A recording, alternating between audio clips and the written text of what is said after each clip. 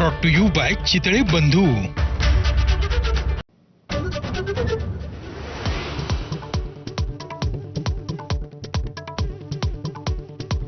मुंबई अहमदाबाद हायवेवर जीवघेणी वाहतूक कोंडी, 8 तास वाहतूक कोंडीत अडकलेल्या शारदाश्रम शाळेच्या शेकडो विद्यार्थ्यांची राज ठाकरेंच्या फोनमुळे सुटका, अनेक वाहनांसह रुग्णवाहिकाही वाहतूक कोंडीत अडकल्या।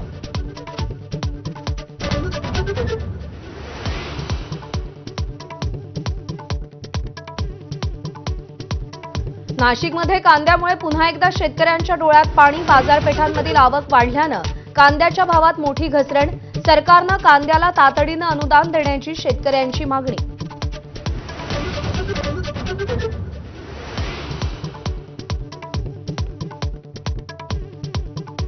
मतदार यादीतील घोळ, ईव्हीएम विरोधात विरोधक आक्रमक, महाविकास आघाडी मनसे शिष्टमंडळ आज पुन्हा निवडणूक आयोगाचे आयुक्त आणि आयोगाच्या मुख्य अधिकाऱ्यांशी चर्चा करणार।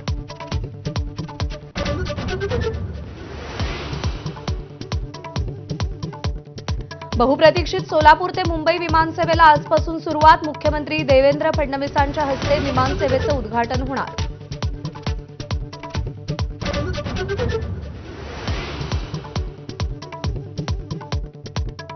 शरद पवारांच्या राष्ट्रवादीची इंडिया आघाडी विरोधी भूमिका, इंडिया आघाडीनं बहिष्कार टाकलेल्या जेपीसीमध्ये पवारांची राष्ट्रवादी सहभागी होणार, तुरुंगात गेलेल्या मुख्यमंत्री आणि मंत्र्यांना हटवण्यासंबंधी मतभेद।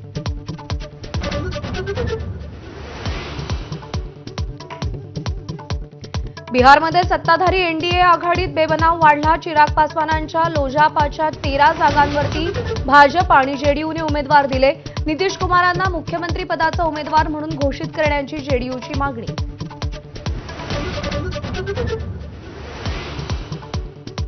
नक्षल चळवळीला मोठा धक्का, 6 कोटींचा बक्षीस असलेला मल्लोजुला राव उर्फ भूपती आज शरणागती पत्करणार, गडचिरोलीमध्ये मुख्यमंत्री देवेंद्र फडणवीस यांच्यासमोर शस्त्र खाली ठेवणार।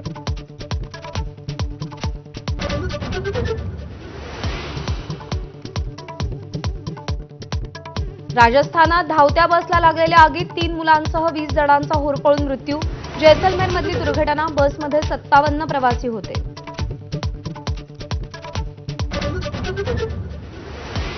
आमचं सोयाबीन खरेदी करा नाहीतर सारा व्यापार थांबवू, डोनाल्ड ट्रम्प यांची चीनला धमकी, चीन मुद्दाम आर्थिक खोडा घालत असल्याचा आरोप।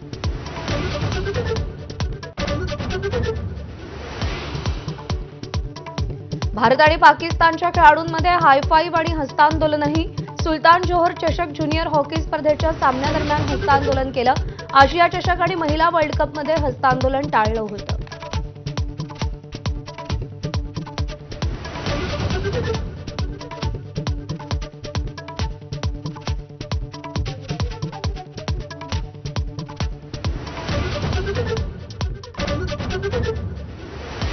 आजपासून रणजी चषकाला सुरुवात, ऋषभ पंत, मोहम्मद शमी, आकाशदीप, 14 वर्षांचा वैभव सूर्यवंशी यांच्या खेळाकडे लक्ष राहील, मुंबईची सलामीची लढत जम्मू काश्मीर विरुद्ध।